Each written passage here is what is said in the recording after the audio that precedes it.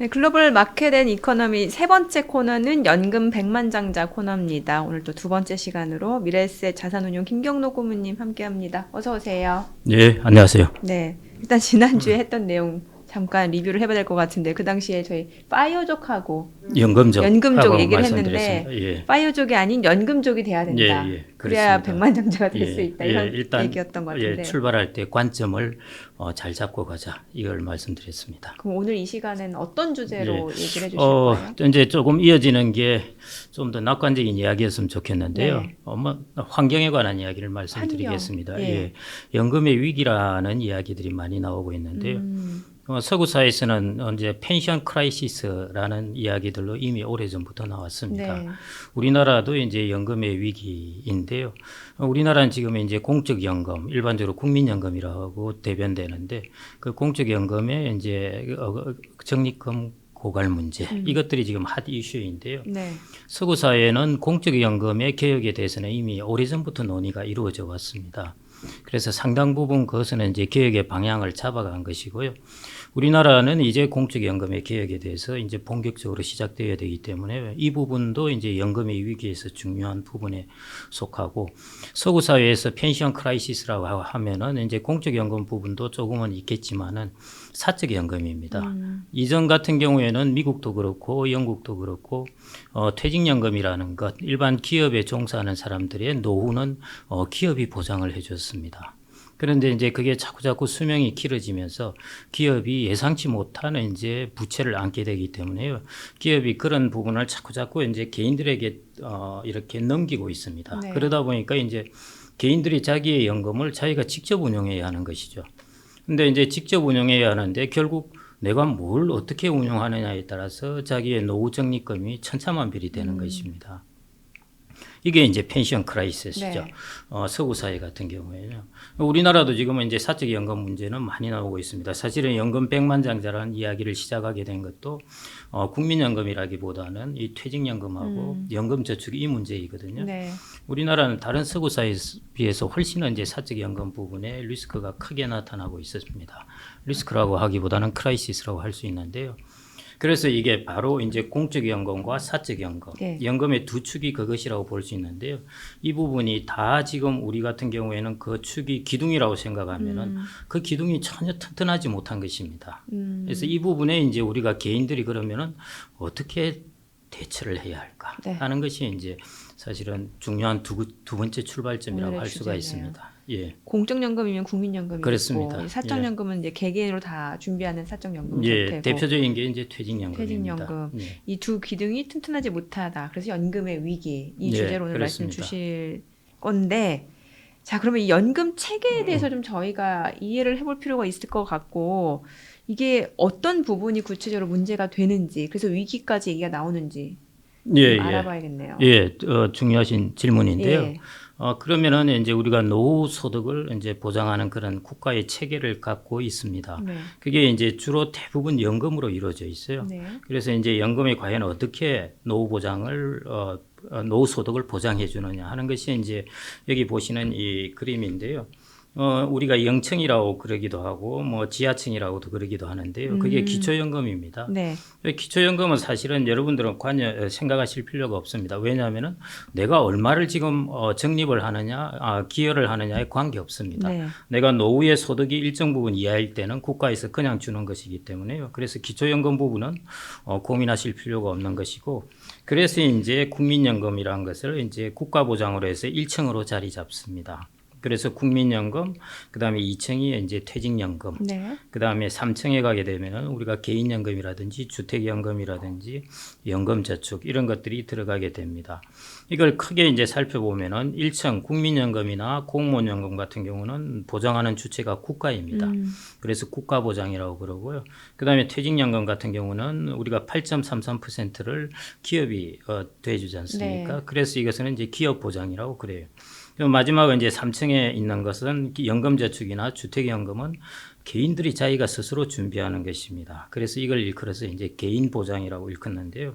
그래서 여러분들의 노후 소득을 보장하는 것은 전체 크게 세 가지 주체로 이루어져 있다는 것입니다. 국가, 기업, 개인, 나 스스로 이렇게 돼 있는 부분인데 이 세 가지 중에서 무엇보다도 압도적으로 중요한 것이 국가 보장과 기업 보장인 퇴직연금 부분입니다. 그래서 이 부분의 체계를 이제 튼튼해야 되는데 제가 펜션 크라이시스에서 말씀드렸듯이 이 부분이 우리나라 같은 경우에는 지금 두 개 다 모두 사람들이 첫째 국민연금에 대해서는 뭐 잘 아시겠지만 예. 그런 부분이 있는 것이죠. 네. 네, 서구 사회에 이미 있어 왔습니다. 예. 우리가 이제 그 과정을 겪어나가는 것이죠. 그 다음에 그게 하나에서 끝나면 안 되는데 우리나라는 퇴직연금, 사적연금에 해당되는 부분, 네. 이 부분도 서구 사회에 비해서는 상당히 지금 취약한 상황입니다. 예를 들면 이런 거죠. 내가 사적연금을, 퇴직연금을 다 적립하고 나서 55세 이후에 사람들이 이제 자유롭게 찾을 수가 있습니다.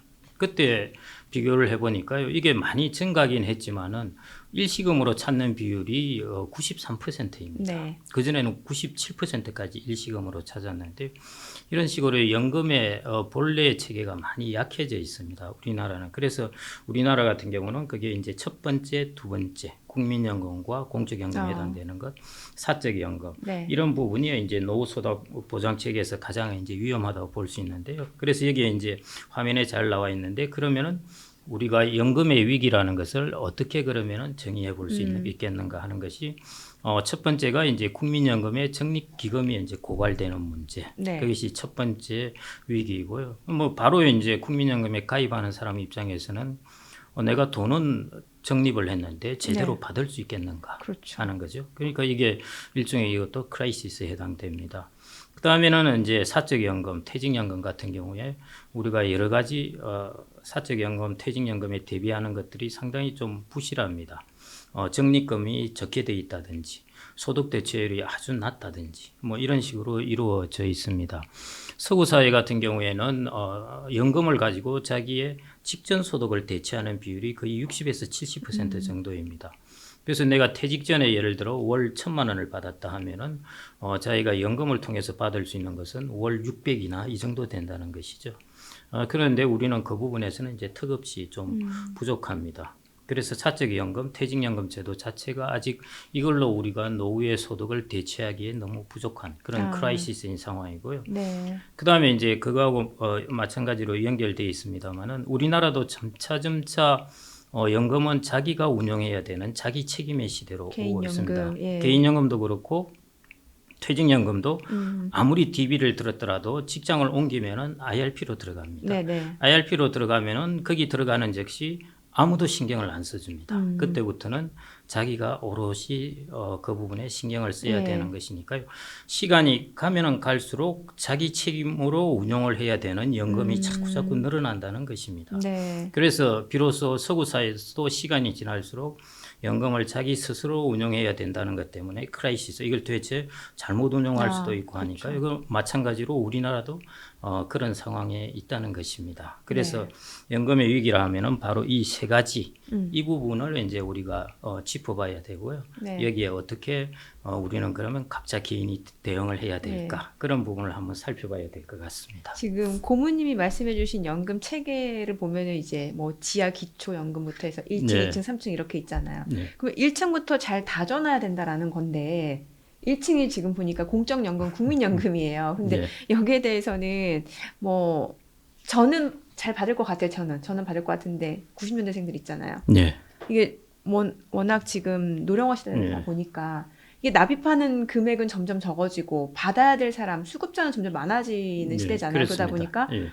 나는 열심히 돈을 냈는데 나중에 내가 나이가 들어서 받으려고 보니 얼마 못 받는다. 혹은 낸 돈보다 적게 받는다. 이런 얘기가 굉장히 많아요. 네, 그래서 90년대생부터는 이거 국민연금 가입 안 하는 게 더 이득이지 않을까. 차라리 그걸 내가 개인적으로 운용하는 게 더 좋지 않을까라고 생각하는 사람들이 많거든요. 네. 어떻게 해야 돼요? 예. 저희 진행자님 90년대생인 줄 알았는데 아니신가 보네. 아니에요. 예. 단적으로 일단 뭐 그걸 이제 차근차근 네. 설명드리기 전에요. 예를 들어 내가 그걸 직접 내가 운용하는 게 낫다. 사실은 국민연금이라는 것은 자기가 4.5%를 기합수를 하고요. 네. 기업이 4.5%를 또 그 매칭을 해준다는 그렇죠. 것이죠. 예. 그렇게 해서 9%가 됩니다. 자기가 운용한다 하면 4.5%만 들고 가야죠. 당연히 그 부분은 손해입니다. 그래서 이제 국가의 체계이기 때문에요. 제가 이제 나중에 대응 방안에 말씀드리겠습니다만은 이제 우리는 좀 더 합리적인 대응 방안을 모색해봐야 됩니다. 차근차근 아마 말씀을 드릴 거고요. 일단 국민연금에 그러면 도대체가 왜 우리가 적립금 고갈 90년대생이 왜 문제일까 네. 하는 부분을 좀 이제 한번 살펴보겠는데요. 그럼 최근에 이제 5차 이제 국민연금 그 추계를 했지 않습니까? 예. 거기 보면은 이제 저 그래프가 나옵니다. 그래서 이번에는 이제 적립기금이 제일 최대가 되는 점도 이제 한 1년 정도 앞당겨졌고요. 적립기금이 고갈되는 것도 한 2년 정도 앞당겨졌습니다. 4차 재정 추계에 비해서 네. 조금 앞당겨지고 있습니다. 그런데 이 적립기금의 그래프를 보면은요, 저는 이 그래프를 보면 공이나 마치 이제 포탄을 쌓았다가 뚝 떨어지는 모습하고 포물선이요. 예, 예. 비슷한 포물선인데요. 이 어떤 물체나 마찬가지로 에너지가 들어가 있을 때는 저렇게 위로 치솟다가 에너지가 사라지게 되면 아마 저런 곡선으로 떨어지는구나 네. 하는 걸 볼 수 있는데요. 그만큼 이제 우리나라가 2041년이죠. 41년을 이제 지나고 나면은 국민연금에 에너지가 뚝 떨어진다는 것을 이제 보여주고 있습니다. 그리고 이제 기금이 고갈되는 것이 2055년이다. 네. 이게 이번에 5차 재정 추계에서 이제 추계한 것인데요. 이 이제 그래프는 여러분들이 가끔씩 보셨을 텐데 이 테이블을 한번 보시죠. 여러분들이 이 테이블을 보시면은 이 수치를 통해서 좀 더 이제 국민연금 적립금의 향후 이제 모습에 대해서 여러분들이 정확하게 보실 수가 있는데요. 네. 아까 적립기금이 이제 제일 위에 있는 숫자입니다. 단위가 조라고 보시면 될 거고요. 보시면 우리나라가 2040년에 이제 1754조까지 증가합니다. 그래서 이제 상당히 괜찮아 보이는데요. 국민연금에서 가져가는 이제 총수입은 네. 보험료하고 국민연금의 기금을 운용하는 운용수익하고 이 둘을 합쳐서 이제 총수입이 되는데 그 총수입을 보시면은 이제 2040년에 이제 피크를 치고 총수입이 뚝뚝뚝 떨어지는 것을 볼 수 있습니다. 그래서 여러분들이 이 그래프에서 보시면은 2060년 같은 경우에는 총수입과 보험료 금액이 같습니다. 왜냐하면은 그때는 적립기금이 고갈이 되었기 때문에 투자 수익금이 없기 때문에요. 예. 보험료만 오롯이 이제 총수입이 되는 그런 상황인 것이죠. 네. 지출은 이제 계속 일어나죠. 그러다 보니까 수지차를 보면요. 2050년 한번 보십시오. 이 한 해 수지차가 2050년 보면은 이게 잠깐만요. 마이너스 150조 정도 되고요. 2060년 가면은 마이너스 한 350조 이렇게 됩니다. 한 해. 그래서 이렇게 급속하게 마이너스를 가게 되면서 GDP 대비해서 수지차가 마이너스 2.9, 마이너스 5.5% 네. 이런 식으로 이제 크게 확대됩니다. 자, 이게 이제 이런 수치이고요. 우리가 궁금해하는 것은 마지막 줄입니다. 그러면은 우리가 이런 적자를 감내하려면은 국민연금을 납입하고 있는 사람들이 자기 소득의 몇 %를 도대체 보험료를 내야 이 적자를 메꿀 수 있을까? 네. 이렇게 계산을 해보면은 2050년은 22.7%입니다. 2050년은 29.8%, 2070년 가면은 33.4%. 여러분들의 소득의 납입해야 되는 23% 돈이 이 정도를 내어야 국민연금이 이제 펑크가 나지 않는다는 것이죠. 점점 더 많이 납입을 물론 해야 이제 되는 거예요. 점점 더 많이 납입을 해야 되죠. 그래서 이제 국민연금이 지속 불가능하다는 것이죠. 왜냐하면 한 개인이 이렇게 25%씩 내고 네. 건강보험료 내고 세금 내고 이렇게 되면은 이게 자기의 소득에서 들고 갈 수 있는 부분이 별로 없습니다. 그러니까요. 그러면 이제 국가가 이제 적자 국채를 발행해서 또 일부분 또 되게 매우- 되겠죠. 네. 그래서 이제 일본 같은 경우에는 적자 국채를 이제 건강보험하고 이런 연금 지출 이런 것 때문에요. 현재 GDP의 2.6배가 이제 국채가 발행되어 있는 상황이거든요. 우리나라도 이제 적자 국채를 발행하게 될 텐데 GDP의 마이너스 3%, 마이너스 5% 이르는 금액을 이렇게 재정으로 메꾸기가 참 쉽지가 않습니다. 네. 그래서 이 데이터를 보신다면 결론은 이대로 간다면은 지속 불가능하다입니다. 그래서 이제 국민연금은 개혁을 해야 되는 것이고요. 예. 그래서 이제 국민연금이 이제 제 5차 재정 추계를 하면서 작년에 공청회를 했습니다. 그래서 이제 국민연금의 개혁안을 내놓게 됐는데요. 네. 그 개혁안이 이제 이렇게 여러분들도 아마 보셨을 겁니다. 여기 이제 테이블을 보시면은 제가 간단하게 내놨는데요. 결국은 이제 보험료율을 얼마나 올리며 내가 받는 그 연령을 얼마나 늦추며 네. 예, 그다음에 기금 운용 수익률을 얼마나 높일까 하는 네. 이런 문제로 이제 위원회에서 개혁안을 몇 개 내어놓았습니다. 그래서 여러분들이 이 화면에 있는 것을 간단하게 그냥 보시면 되겠는데 이게 연금 개혁안이에요. 예. 여러 안이 있습니다. 그중에 대표적인 걸 제가 몇 개를 가져왔는데요. 아. 그때 16개인가 뭔가 안을 던져줬어요. 예. 그래서 이제 이거 뭐 하는 거냐 16개나 던져주면 나는 어떻게 하란 말인가 네네. 해서 보면은 뒤에 이제 2개로 그걸 압축을 시키는데요. 일단 크게 보면은 보험료율을 12%로 올리고 수급 연령을 65세에서 68세까지 늦추고 운용 수익률을 1%포인트를 올리게 되면은 수지 적자를 보는 것이 2060년으로 미루어지고 기금 소진도 2080년으로 미루어집니다. 이런 식으로 이제 여러 가지 16가지 안을 그때 아마 16개인가 18개인가 이렇게 네. 안을 내었을 겁니다. 그걸 이제 내었는데요. 그러니까 수급 연령은 이건 개시 연령이 늦어지는 거네요. 그렇죠. 예. 지금까지는 65세가 제일 최대한으로 네. 거기서 스탑돼 있었는데요. 그때부터 다시 3세를 더 늘리기로 한 것입니다. 그렇게 될 경우에 이제 이렇게 되는데요.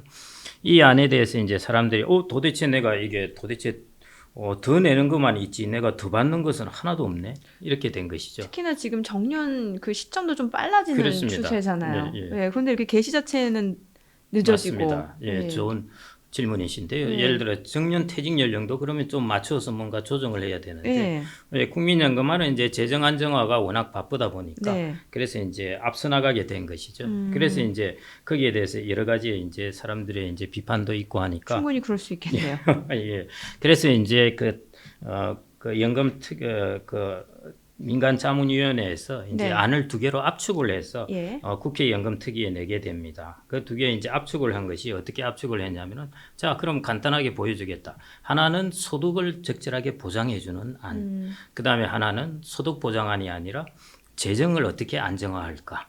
이 2가지 안을 줄 테니까 여기서 한번 택해 보시라 하고 네. 이제 국회 연금특위에 보냈는데요. 그 내용이 지금 예, 나온 소득 거예요. 보장안에 보면은 보험료율을 13%로 네. 하고 지금 9%입니다. 네. 그 다음에 이제 소득 대체율이 지금 40%로 이제 목표를 하고 있습니다. 현재는 42.5%인데요. 점차 낮아지거든요. 네. 이 소득 대체율을 그러면 50%로 올리겠다는 것이죠. 이게 그래서 소득 보장안입니다. 이럴 경우에 이제 고갈 시점이 7년이 연장되어 가지고요. 2055년에서 2062년으로 이제 고갈이 되게 됩니다. 이게 이제 소득을 보장하고 보험료율을 9%에서 13%로 올리게 되면은 네. 소득 대체율도 50% 올리게 되고 고갈 시점은 7년 연장된다는 것이죠. 자, 이 안을 택할 것인가? 그 다음에 이제 재정 안정안입니다. 네. 이것은 국민연금의 이제 재정을 철저하게 안정화하는 것을 제일 우선적인 목표로 두었는데요. 보험료율은 15% 올리는데 소득 대체율은 그냥 그대로 두었습니다. 40%로. 벌써 이제 웃으시는데요. 이런 거 택하면 큰일 난다. 뭐 이렇게 말씀을 하시는 것 같은데요. 보시다시피 그러니까 역시 고갈 시점이 16년이나 뒤로 미루어집니다. 그래서 2071년이 이제 2055년에서 71년으로 연장되는데요. 그래서 이 2가지 이 대표적인 안이죠. 여기서 조금씩 조정은 될 수 있겠는데 소득을 보장할 것인가, 네. 재정을 안정화할 것인가. 예. 여기에서 2가지 안을 던져주면서 여기서 한번 생각을 해봐라. 그러고 그 민간자문위원회에서 이제 이런 안을 던져주었습니다. 현재 이까지 이제 특위에 제출되어 있습니다. 이러면 이제 90년대생 입장에서는 예. 소득 보장안이든 재정 안정안이든 소득 보장안은 이런 거잖아요. 그러니까 뭔가 덜 내고 더 내고 더 받고. 더 내고 더 받고 예. 그다음에 재정 안정안은 더 내고 더 내고 그대로고. 예. 이게 좀 애매하네요. 예. 그래서 이제 일본에서 이런 이야기가 나옵니다. 일본의 단카이 세대라고 베이비 네. 부모 세대가 있는데요. 이 세대들을 일컬어서 도망치는 세대라고 이름 붙이고 있습니다. 그 말은 뭐냐면요. 국민연금으로부터 도망치는 세대인가요? 부담은 자기는 성장할 때 고성장 시기에 누리고 예. 그 노후 재정의 부담은 다음 세대에 넘기고 자기들은 그냥 다음 도망쳐 세대에 버린다 해서 넘기고 예. 그래서 이제 도망치는 세대라는 이런 이름이 붙어 있는데요. 우리도 이제 이런 부분에서는 어떤 적절한 이제 해결 방안이나 예. 타협점을 찾아 나가야 되는 것이죠. 어디 좀 벤치마킹할 국가가 있을까요? 여러 나라들이 서구 사회에서 이 부분은 과거 한 20년 넘어 계속 논의를 이루어왔고요. 네. 그래서 예를 들어 우리나라 보험료율 같은 경우에는 9%로는 안 됩니다. 원론적으로. 예, 최소한 13% 이상은 최소 돼야 되고요. 13%. 예, 18% 내는 것도 있고 그러니까요. 어. 예, 기본적으로 9%로 예. 내 노후의 소득을 보장받기는 거의 불가능하다고 보시면 될 것 같습니다. 네. 그게 이제 그런 부분이고요. 그다음에 이제 서구 사회의 연금 계획의 또 하나의 특징적인 점은 뭐냐면은 그러면은 다음 세대가 내는 것만 다 부담을 해야 하느냐? 그러지 말자 하고 한 것이 뭐냐면은 지금 예를 들어 연금을 받는 고연령층이 있다고 그러면요. 이 사람들의 평균 수명이 길어질 수가 있잖아요. 네. 평균 수명이 처음 예상한 것과 달리 길어지게 되면은 평균 수명이 길어진 만큼 연금액을 줄이는 것입니다. 아. 그러니까 평균 수명이 길어진 뭔가 것에 대한 킥아웃처럼. 그렇죠. 아. 맞습니다. 그러니까 실링을 정해 놓는 예. 것이죠. 그래서 이런 것들로 이제 연금 개혁을 이루어 갑니다. 그러니까 어디 한 세대가 모든 것을 떠안는 것이 아니라요. 네. 다른 모든 여기 관계된 다른 모든 세대들이 이제 이런 부분을 나누어서 부담을 조금씩 가져가는 것. 그게 서구 사회에서 이루어지는 연금 개혁안이라고 보시면 그 정도 좀 되겠습니다. 합리적이겠네요. 합리적이죠. 예, 예. 어느 나이까지만 딱 그 연금을 최고조로 받고 그다음부터는 이제 조금씩 줄여가는. 그 나이 이후에 줄이는 것이 네. 아니라요. 수명이 수명이, 의외로 길어지면은 길어지면. 예, 그러면은 연금의 지출 금액이 더 늘어날 거잖아요. 예. 그러면은 지출 금액을 더 늘리지 말고 아. 거기서 고정시켜 놓고 나누기 n을 해서 받는 사람이 아. 좀 적게 받자 하는 네. 것. 예, 그런 안들로 크게 보면은 그렇게 나누어져 있습니다. 보험료율을 높이고 그건 어쩔 수가 없는 부분이고요. 그 다음에 받는 것에 있어도 수명에 있어서도 실링을 좀 정해놓자 네. 하는 것. 이게 이제 일반적인 서구 사회의 방향이라고 보시면 되겠습니다. 실제로 미국 연금 준비 상황 어떤지. 미국 같은 알려주시면 경우나 좋을 이제 것 그게 같은데요. 우리나라는 주로 이제 유럽 걸 많이 예, 예. 이제 보고 있는데요. 유럽 같은 경우에는 아까 말씀드렸듯이요. 소득 대체율이 거의 60에서 70% 됩니다. 높네요. 그래서 제가 첫 시간에 말씀드렸듯이 이제 서구 사회에서 독일 같은 경우에 네네. 벤츠나 BMW 타고 다니는 사람들이 퇴직한 분들, 뭐 은퇴한 분들.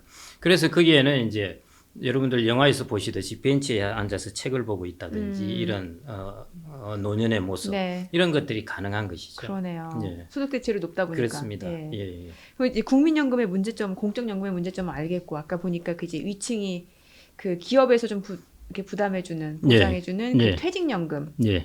퇴직연금은 그럼 어떤 위기에 예. 빠져 있는 거예요? 예. 제가 솔루션하고 같이 이제 말씀드린 게 예. 나을 것 같은데요. 네. 그래서 이제 국민연금에 그럼 개인들은 어떻게, 청년들은 어떻게 대응해야 할까? 아까 말씀하셨습니다마는 나는 괜찮은데 90년대생이 걱정이다 하셨는데요. 저는 받을 수 있어요. 예, 받을 수는 있는데 금액이 생각보다는 맞아요. 이제 적을 예, 수는 맞아요. 있습니다.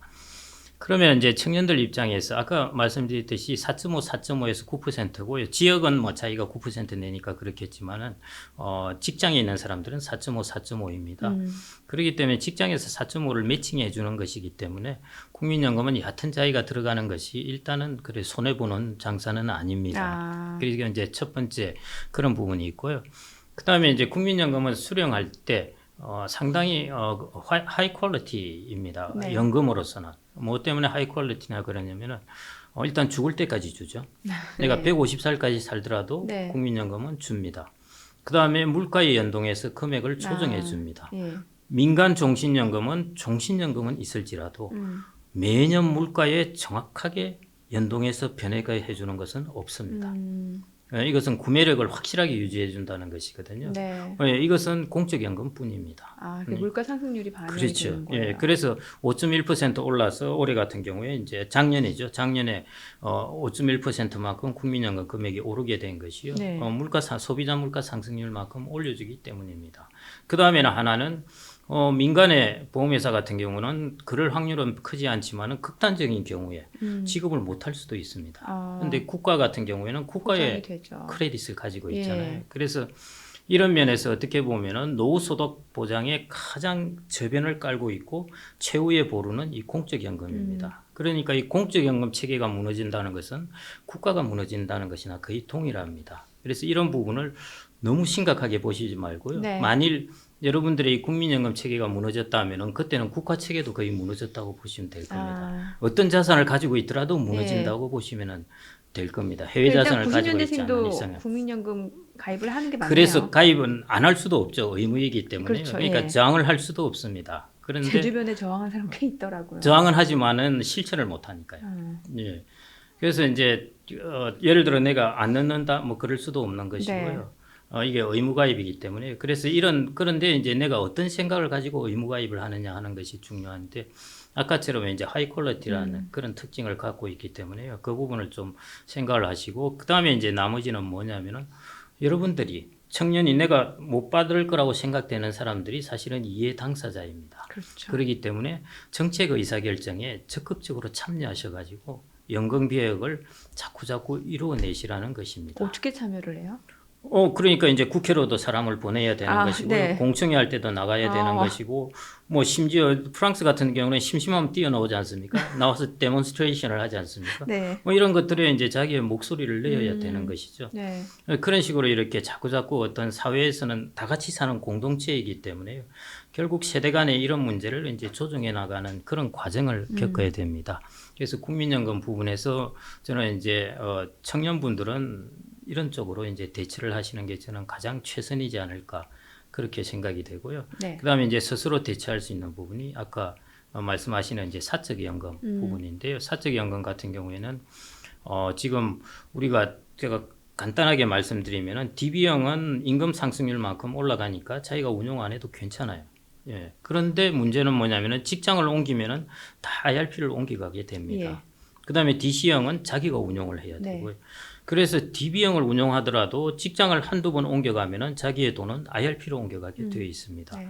그러면은 IRP나 DC형은 다 자기가 운용을 해야 되는 개인이 것이거든요. 운용을 해야 그렇죠. 되는 거군요. 연금저축도 마찬가지고요. 예. 그래서 이런 부분이 이제 내가 운영해야 되는 운영의 자기 책임 시대입니다. 그래서 이걸 전 좀 더 극단적으로 이야기하면은 이제 각 개인이 모두 연금 펀드 매니저가 돼버린 상황입니다. 자, 그래서 이제 국가에서 이걸 해소해 주려고 타겟 데이트 펀드라는 것을 네. 만들어 가지고 야, 이 펀드 하나만 사면은 그냥 죽을 때까지 갖고 있어도 돼 네. 하는 걸 만들었고요. 그다음에 디폴트 옵션이라는 것을 만들어서 그냥 너의 위험 성향에 맞는 거 펀드 하나만 선택해 놓으면은 죽을 때까지 가지고 있으면 돼. 저 디폴트 옵션. 그렇죠. 예. 네. 그 나중에 제가 차근차근 설명해 드리겠습니다. 네. 그래서 이런 두 가지 이제 제도를 만들어 냈습니다. 이게 이제 잘 활성화되어야 되는데요. 아직은 많이 미비한 상황이고요. 제도가 애초에 설계한 거와는 또 조금 다르게 이제 변해갔습니다. 그래서 이제 자기 책임의 시대에 있어 가지고 여전히 운영을 하는 데 있어서 아직은 우리나라는 조금 극명하게 두 가지 부작용이 나타나는데요. 네. 첫 번째 부작용은 어느 나라든지 연금에 있어서 가장 정석의 방법은 젊어서 축적을 할 때는 투자 자산을 많이 가져야 되고요. 예. 나이 들어서 인출을 할 때는 연금 자산을 많이 가져야 됩니다. 어. 연금 자산이라는 것이 마치 종신연금이나 국민연금 같은 일종의 연금 월급을 가져야 되는 매달 것이죠. 매달 나오는 그렇죠. 월급처럼. 예. 근데 축적할 때는 투자 자산으로 축적을 해야 됩니다. 네. 그런데 우리나라 같은 경우는 이 두 가지가 극명하게 거꾸로 나타나고 있는데요. 축적할 때는 다 예금으로 축적을 하고요. 예. 예. 원리금 보장 상품이죠. 인출할 때는 일시금으로 찾아가는 것입니다. 뭔가 연금으로 목돈으로. 하지 않고 맞습니다. 예. 그래서 이 두 가지가 가장 극명하게 거꾸로 나타나고 있기 때문에요. 그래서 우리나라야말로 정말 사적 연금의 펜션 크라이시스입니다. 이 부분을 어떻게 잘 고쳐 나가느냐 하는 것인데, 그래서 국가 입장에서는 이제 제도적인 장치를 어느 정도는 도입을 해놨고요. 내 개인이 이걸 뭘 택할까 하는 것이 이제 중요합니다. 내가 어떤 길을 걸을 것인가 네. 하는 부분이고요. 그래서 그런 부분은 여러분들 각 개인이 충분히 사적 연금에서는 이제 대응을 할 수가 있습니다. 지금 고모님 말씀 들어보면은 어쨌건 축적할 때는 투자하듯이 하고 그렇습니다. 인출할 때는 연금식으로 인출을 해야 되는데 예, 대부분은 예금처럼 이렇게 축적을 하고 그렇습니다. 인출할 때는 한꺼번에 확 예, 빼내요. 우리나라는 극단적으로 거꾸로 하고 있습니다. 보통 왜 자영업 하려고 생각하시는 분들도 많잖아요. 예. 그러다 보니까 이런 식으로 목돈이 필요한 경우도 꽤 있거든요. 예, 그런 경우는 그거는 서구 사회에서도 마찬가지입니다. 서구 예. 사회에서도요. 사람들은 기본적으로 목돈을 좋아합니다. 좋아하죠. 예, 그런데 사람들이 심리적으로 좋아하는 것이 베스트 솔루션이 아니라는 겁니다. 그러네요. 예, 자기가 좋아하는 것이 베스트 솔루션이면 삶을 살기가 참 편해지는데요. 네.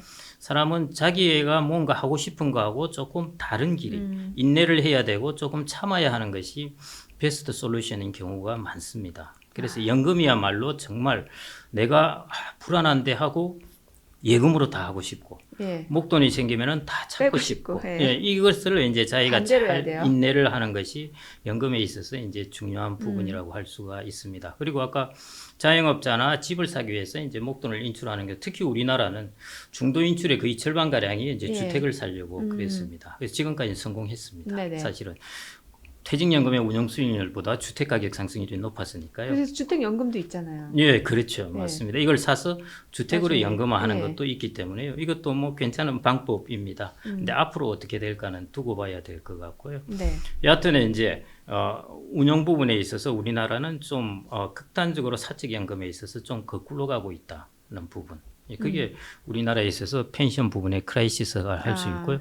국민연금은 당연히 크라이시스이죠. 그걸 이제 고쳐 나가야 되는 부분. 예, 그래서 여러분들이 좀 더 국민연금을 내가 안 든다고 해서 들 수 있는 것도 아니고요. 이렇게 사이사이에 빈 기간이 있으면은 그냥 충실하게 해놓는 것이 좋습니다. 세상은 50년 뒤에 어떻게 변할지 모릅니다. 그 나중에 가서 거꾸로 내가 어떻게 한다고 할 수도 없기 때문에요. 이것은 충실하게 해놓는 것이 좋고 대신 연금 개혁의 과정에 참여하셔가지고 이 연금을 지속 가능한 것으로 자꾸 바꾸도록 노력해야 된다는 것. 이게 제가 공적연금의 크라이시스에 대응할 수 있는 방법이고요. 네. 두 번째 사적연금의 크라이시스는 전적으로 자기가 할 수 있는 부분입니다. 그런데 아까 말씀드렸듯이 내가 편한 대로 하는 것과 네. 내가 인내하면서 어떤 정석의 길을 걷는 거하고 다르기 때문에요. 이 부분을 여러분들이 잘 해나가셔야 됩니다. 그게 아까 첫 번째 말씀드린 파이어족과 연금족의 길하고도 좀 비슷하다고 할 수 있습니다. 오늘 고모님이 말씀하시고자 하는 내용은 예. 이런 지금 공적연금과 사적연금 지금 위기에 놓였기 때문에 우리 개인이 어떻게 해야 되는지에 대해서 그렇습니다. 말씀을 주신 거네요. 예, 그렇습니다. 알겠습니다. 네. 오늘 준비하신 내용은 다 하신 건가요? 예, 그렇습니다. 저희 또 구정 연휴 지나고 그 예. 다음 주에 또 뵙겠네요. 예. 예, 그때도 또 좋은 내용 좀 기대해 보도록 하겠습니다. 알겠습니다. 하여튼 재미있는 내용을 들고 오겠습니다. 네, 예. 오늘 고생 많으셨습니다. 예, 감사합니다. 고맙습니다. 저희 오늘 글로벌 마켓 앤 이코노미 준비한 순서는 여기까지입니다. 저희도 다음 주 구정 연휴로 한 주 쉬고 그 다음 주에 좀 뵙도록 하겠습니다. 고맙습니다.